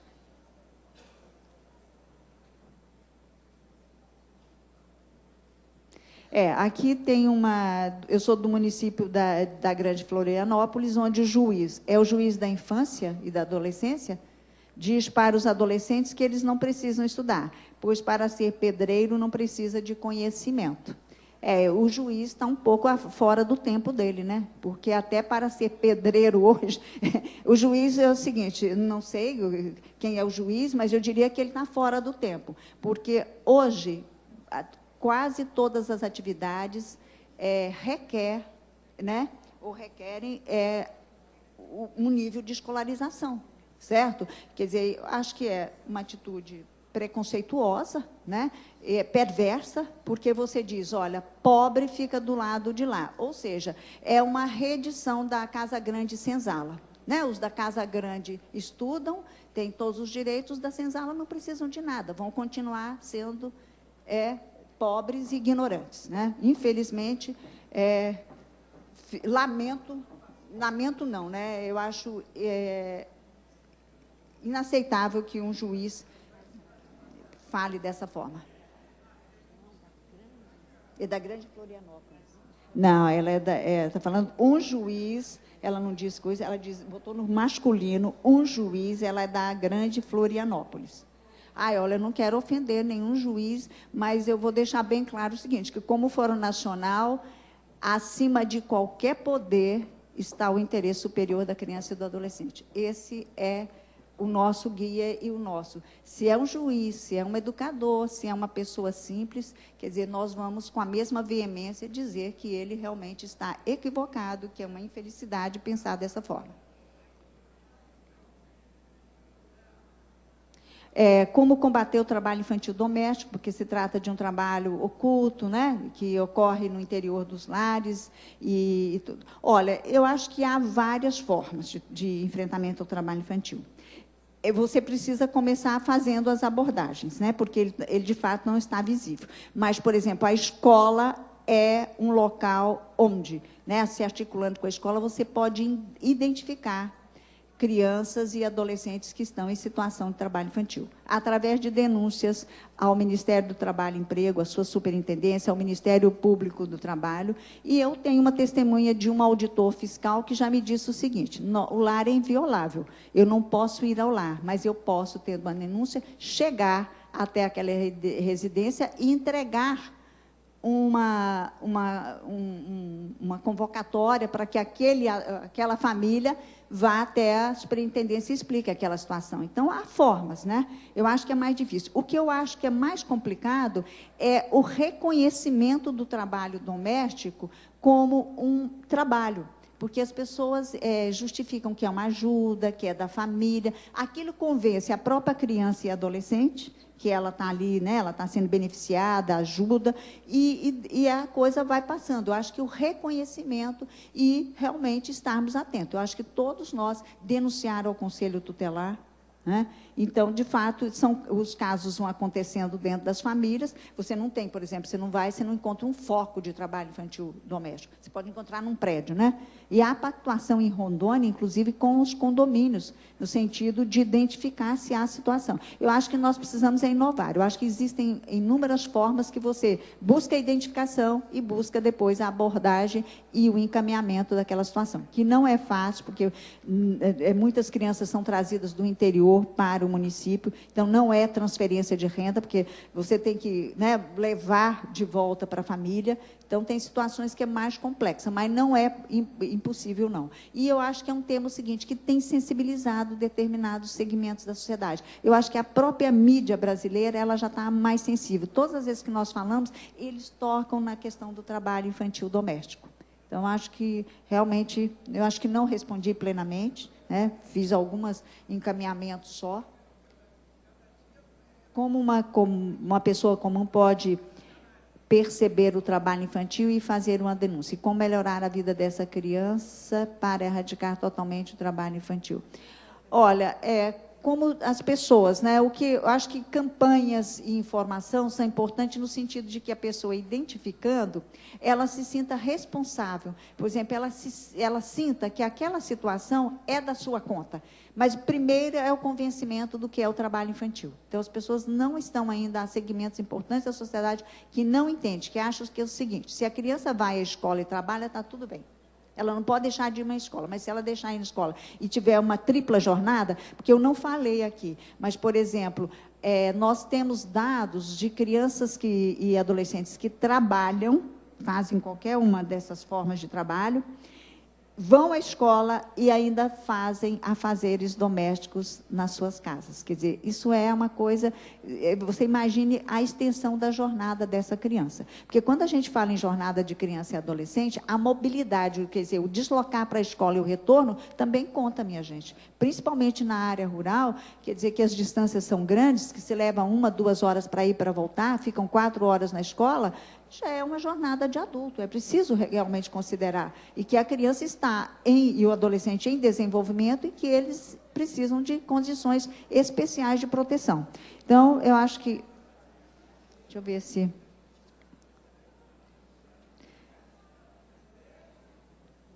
a evasão escolar com os apoios arquivados pelo MP de adolescentes entre 14 e 17 anos, pois os mesmos manifestam a vontade de não estudar. O que fazer?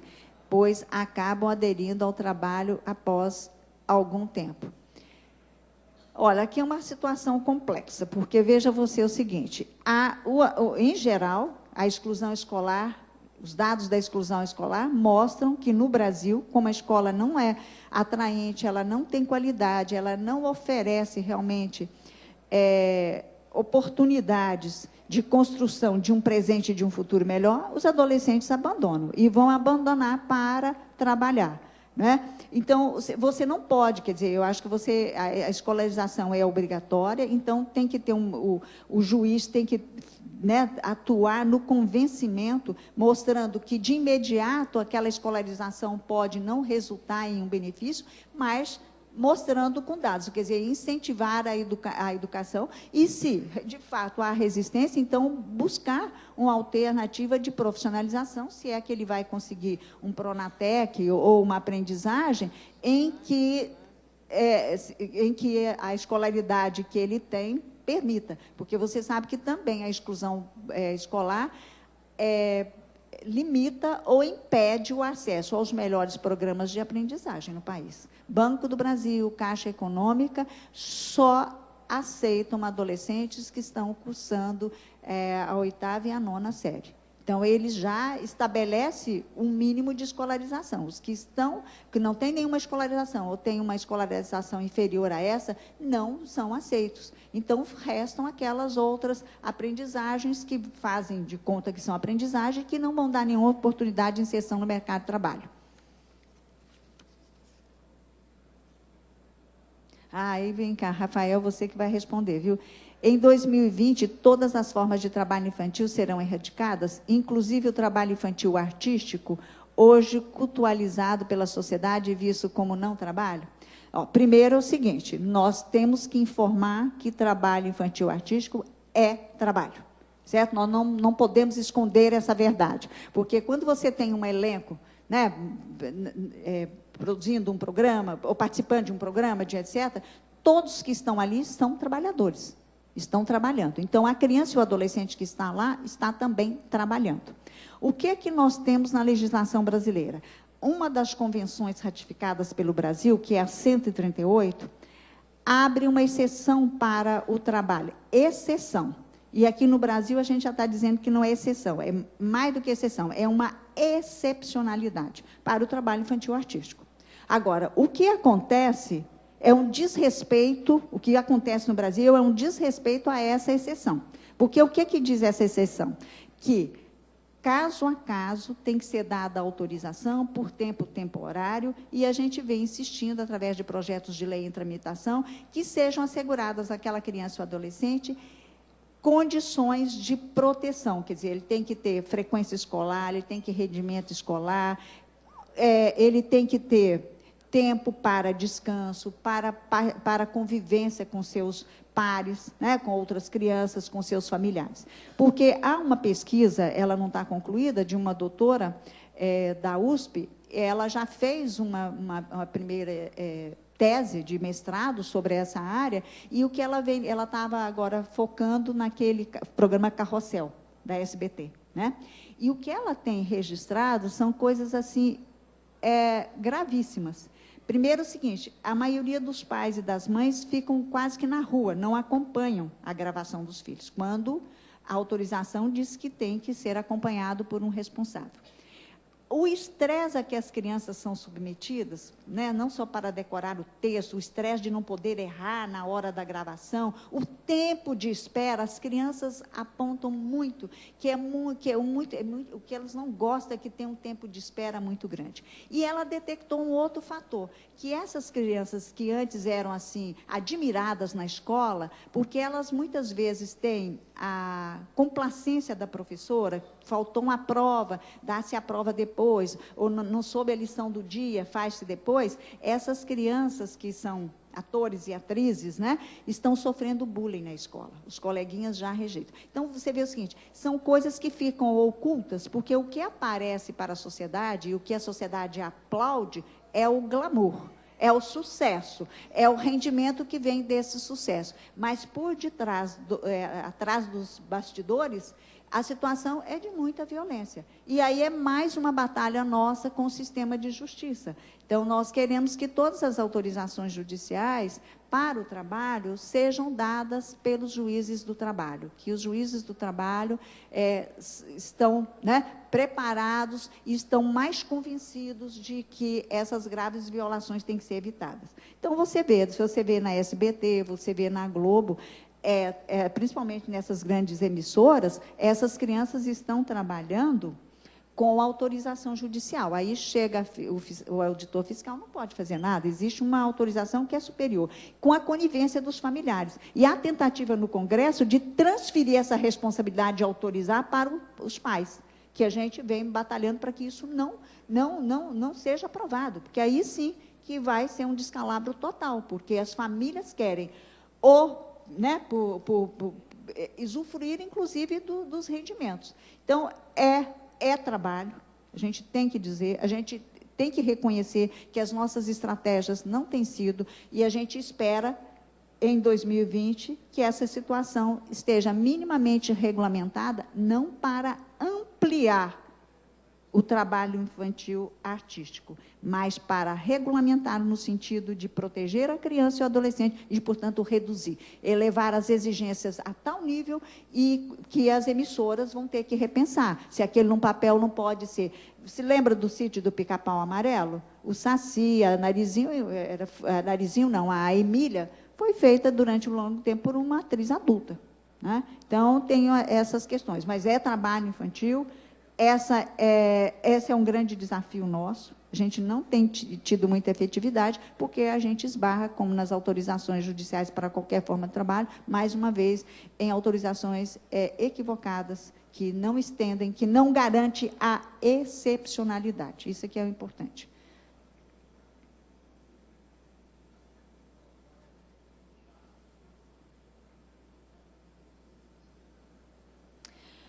Aqui tem um trabalho para assistência social, né? Quando se fala que as famílias se recusam a retirar os seus filhos do trabalho infantil, eu acho que tem várias estratégias. Tem uma estratégia de atendimento, de convencimento, de transferência de renda, de busca de alternativas de inclusão produtiva, de sensibilização. E, em último caso, você tem que recorrer ao juiz e até a perda do poder familiar. Nós já tivemos caso em Belo Horizonte, havia uma família de pedintes, né, que gerações e gerações, e não aceitavam, até que se chegou a um extremo, quer dizer, não há como convencer, eram as esmolas, o que eles oferiam nas ruas, que garantia todo o sustento da família, e sustenta, assim, com carro, com casa, etc. Então, se vai ao extremo que discutir o poder familiar, porque manter ou ignorar a violação dos direitos é o que não é permitido nem legalmente e nem eticamente. Então, são casos que vão dar trabalho, mas que tem que ter um encaminhamento. Para ver se, além de conceder os entidades.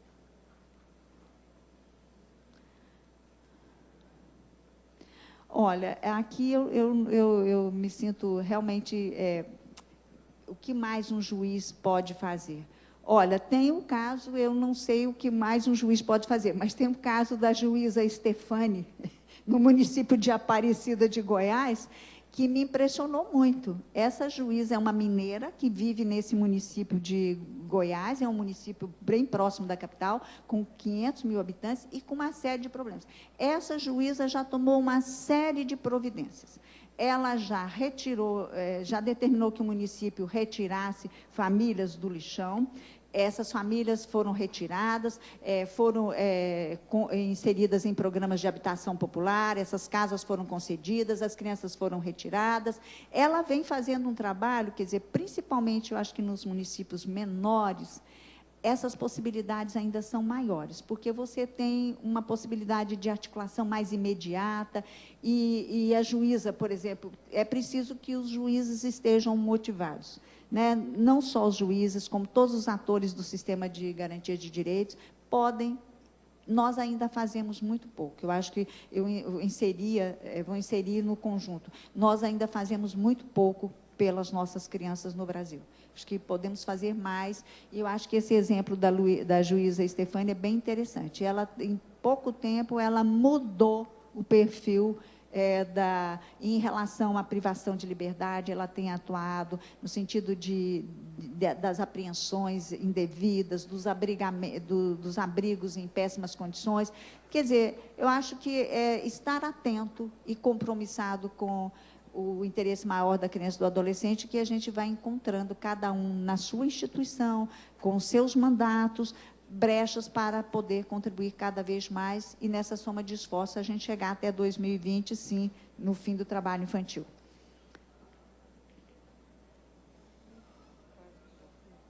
Aqui é uma de protagonismo infantil. Eu vou dizer, eu que tenho que criar um novo mito, mas não há que se criar um novo mito, que os jovens ainda são poucos ouvidos. Às vezes. Olha, eu acho essa questão uma questão extremamente delicada. Eu concordo com a sua preocupação, a gente não tem que criar mitos, mais mitos. Mas, de fato, é o seguinte, eu sempre me pergunto como, né? Porque crianças e adolescentes têm um calendário escolar, a prioridade é a escola.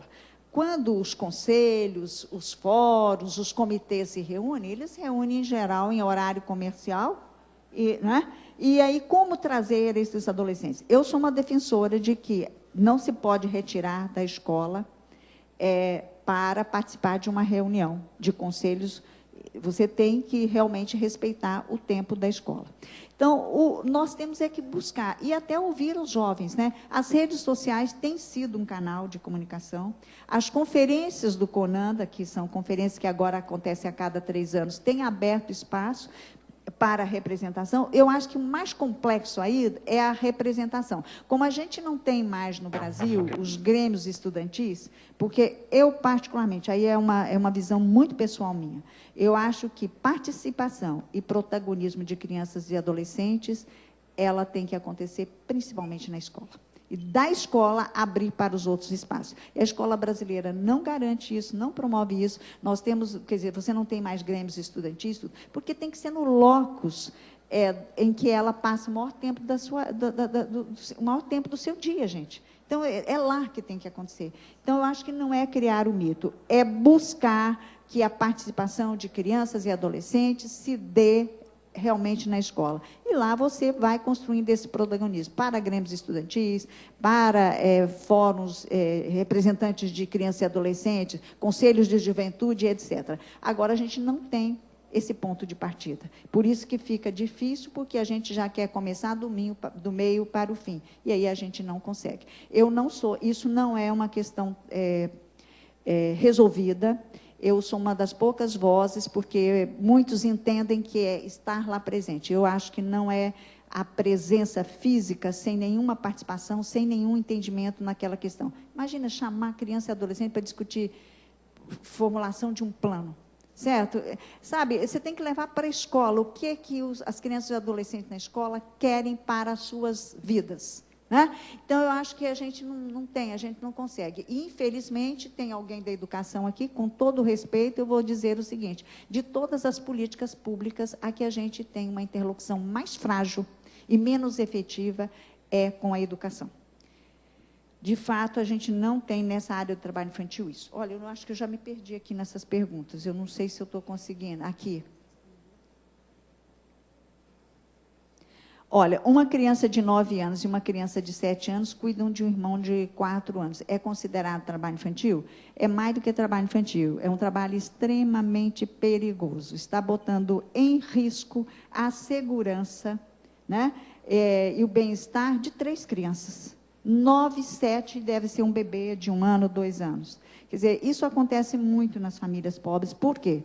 Porque nós não temos creches, a demanda de creches é muito alta no Brasil e, realmente, a ampliação das creches tem ocorrido em ritmo muito lento. É uma atribuição da educação, né, e do município, portanto, a oferta. É trabalho infantil, sem dúvida, e é um trabalho infantil extremamente perigoso.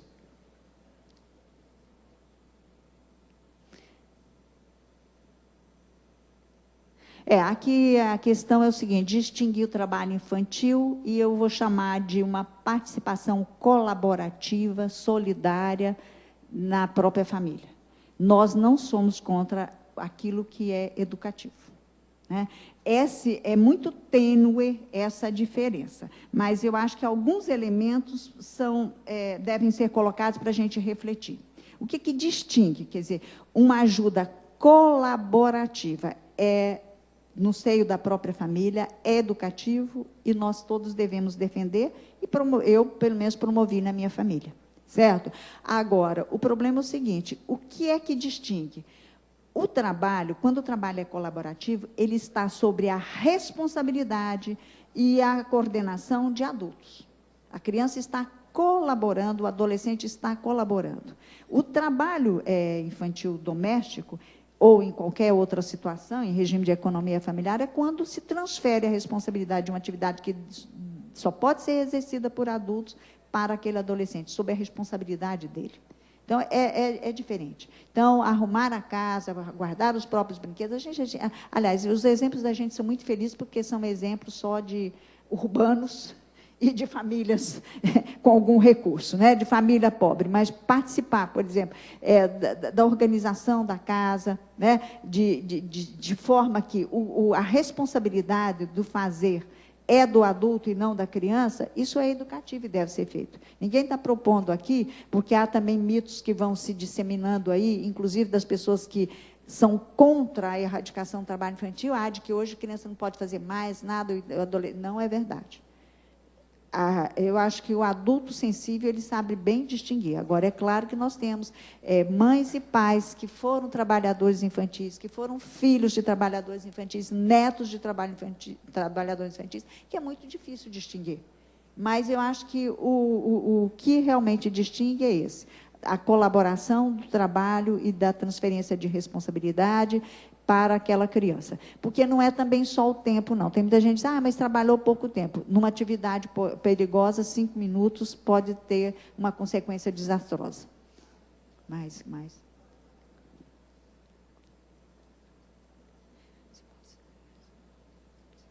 A articulação do governo federal com os municípios para a erradicação do trabalho infantil se mostra ineficaz. Pude verificar em municípios de Santa Catarina a existência apenas formal de conselhos de direitos, sem atividade qualquer efetiva na proteção da criança e do adolescente. Há alguma atividade ou ação que possa ser desenvolvida pelo FEPET de Santa Catarina, a partir de orientações do Fórum Nacional ou pelo Estado, para promover a atividade efetiva desses conselhos? Como fazer para que haja controle social efetivo das políticas públicas que deve ser desenvolvida pelos conselhos de direitos? Essa é uma pergunta realmente extremamente importante. Primeiro é o seguinte, eu vou definir aqui o que é o papel do fórum. Os fóruns estaduais de prevenção e erradicação do trabalho infantil são espaços de articulação, de mobilização, de sensibilização e controle social. Eles não são espaços de execução. Então, aqui aponta-se que há uma fragilidade na articulação do governo federal com os municípios e mediados aí por conselhos de direitos, né, que são só pro forma, que de fato não atuam. Quer dizer, o que o fórum pode fazer é realmente convidar, insistir para que o Conselho de Direitos participe. Nós não podemos, como fórum, participar dos conselhos estaduais, porque os conselhos são instituídos por lei, são paritários, há os designados pelo governo, pelo município, e há aqueles que são eleitos numa Assembleia da Sociedade Civil, que são entidades com determinadas características e atuação que vão compor a sociedade civil. Nós temos muitas dificuldades ainda nesse modelo, nessa implantação de conselhos, porque muitas vezes o município não está convencido, não designa os seus membros, ou não, porque, de fato, os conselhos, diferentemente dos fóruns, eles têm fundos, e o fundo da infância e da adolescência, né, que podem receber contribuições de pessoas físicas e pessoas jurídicas, e também recursos do próprio município, pode apresentar projetos ao CONANDA para ter recursos.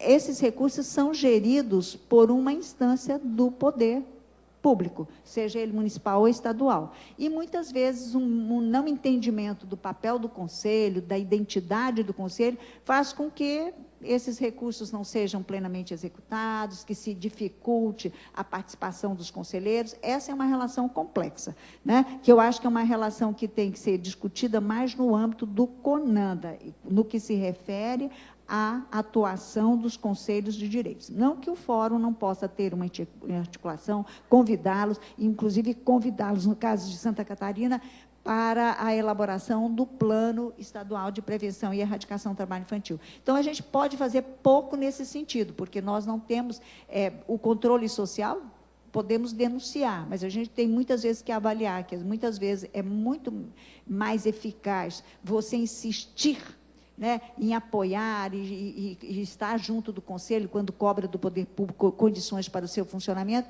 do que você também fazer a denúncia. Você vai fazer a denúncia a quem? Ao CONANDA? Então, realmente, o fórum, o que o fórum pode fazer, e o que é atribuição do fórum, e que não é atribuição nem do Conselho de Direitos, e nem de outras instâncias, é ter esse papel político de mobilizador, de articulador, também de fazer denúncias, de fazer o controle social, dizer, olha, no meu município, neste município, os serviços não estão estruturados, a quem a gente deve chamar para explicar, porque se o fórum congrega representantes, por exemplo, do governo, você pode chamar a Secretaria de Assistência Social e dizer, olha, a gente quer discutir no que a gente pode apoiar, colaborar para resolver essa situação. Porque eu acho que o foco da gente é sempre buscar a efetivação dos direitos da criança e do adolescente, portanto, de procurar contribuir na solução do problema. Que os problemas são inúmeros. Se a gente for para o lado de conselhos tutelares, é muito grave também. Eu acho que... Tem mais essas? Não, acho que falta alguém que eu não respondi. Trabalho infantil doméstico já, sou do município já, como a senhora já, esse também... Essa que eu não respondia da agricultura familiar, do valor agregado, peço desculpas, mas eu realmente não tenho condições de... Pronto, né? Eu acho que, enfim, não sei se respondi a contento, mas eu agradeço, inclusive, eu fiquei muito feliz, porque se o que nós compartilhamos aqui gerou tantas indagações e tantas contribuições, era isso que a gente esperava, de coração mesmo. Muito obrigada a todos, e eu espero que realmente, vou levar, e eu espero que todos aqui se sintam mais motivados, mais comprometidos, vale a pena. Isso é que eu gostaria de dizer para vocês. Participar, o nosso tempo histórico é menor, mas pode ser que a gente não consiga ver muitas dessas realizações que a gente está buscando, mas eu gostaria de dizer o seguinte, que vale a pena quando a gente compromete a vida da gente com a garantia de direitos humanos e, particularmente, de crianças e adolescentes. Isso vai fazer uma diferença, vai mudar esse país e vai mudar, de fato, o mundo, quando todas as nossas crianças forem cuidadas. E aí eu vou dizer o Kailash, eu não sei se vocês acompanharam, o Prêmio Nobel da Paz, ele é um grande ativista de direitos humanos indianos que fez uma grande mobilização chamada Marcha Global, que o Brasil participou, e nós temos uma interlocução com ele, e ele disse o seguinte, o que as crianças precisam é de paz, educação e liberdade. Então, eu acho que a gente deve perseguir, e todos nós precisamos, né? O mundo todo precisa, todos nós precisamos de paz, né?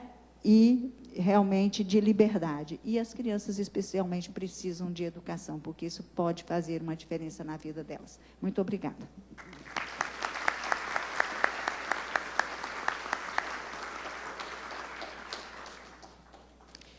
Nós agradecemos o protagonismo e o entusiasmo da professora Isa. Todos sorvemos do seu conhecimento e das respostas que ela ofereceu às indagações de todos. E, depois disso, então, eu declaro encerrado esse primeiro debate. Bom, eu vou convidar a excelentíssima senhora desembargadora Sônia Maria Schmidt para fazer a entrega de uma cópia do documentário Não é Brinquedo, por gentileza, caminhamento, como uma forma, a nossa palestrante, doutora Isa, uma forma singela de agradecimento pela brilhante palestra aqui exposta nesta abertura desta manhã.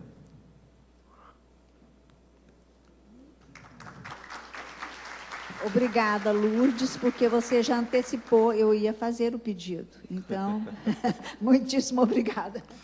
Bom, nós faremos agora um intervalo para o almoço, com retorno